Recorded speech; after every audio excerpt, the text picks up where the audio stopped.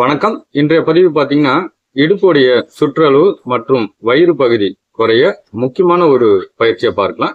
இந்த பயிற்சி செய்வதற்கு முன்பாக ஏற்படக்கூடிய நன்மைகள்னு பார்த்தீங்கன்னா, நம்மளுடைய பெல்லி ஸ்தானம் என்பது நன்றாக குறையக்கூடிய ஒரு நிலையை நம்ம பார்க்கலாம். சைடு பெல்லி ஃபேட்டும் நல்லா குறையும். உங்களுடைய சக்கரை வியாதிக்கும் ரொம்ப நல்லது. பெண்களுக்கு யூட்ரஸ் சம்பந்தப்பட்ட பிரச்சனைகள் சரி செய்யக்கூடிய ஒரு ஆற்றல் உண்டு. கேஸ்ட்ரிக் ட்ரபிளுக்கு ரொம்ப நல்லது. மோஷன் ப்ராப்ளத்துக்கு ரொம்ப நல்லது.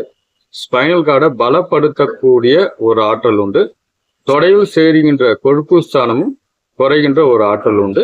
ஒரு 25 எண்ணிக்கை நம்ம 2 சுற்றுகள் செய்யலாம். இப்போ அதற்குண்டான பதிவை பார்க்கலாம். நம்ம இந்த ஸ்தானத்துல வச்சுட்டு உங்களுடைய கால்கள் இந்த நிலையில இருக்கணும். கால்கள் ஒட்டி இருக்க வேண்டாம், இந்த நிலையில இருக்கட்டும். இப்போ ஒரு வார்ம் அப் செய்யறோம். ஒரு 10 எண்ணிக்கை.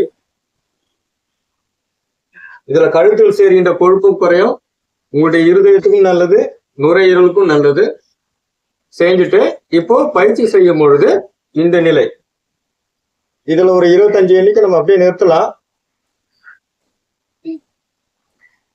இப்போ இந்த பக்கம் செய்யறோம். இதுல உடல் பருமன் நன்றாக குறையக்கூடிய ஒரு நிலையை நம்ம பார்க்கலாம். இடுப்பு ஸ்தானத்தில் சேர்கின்ற கொழுப்பும் குறையும், கழுத்தில் சேர்கின்ற கொழுப்பும் குறையும், கையில் சேர்கின்ற கொழுப்பும் குறையும்.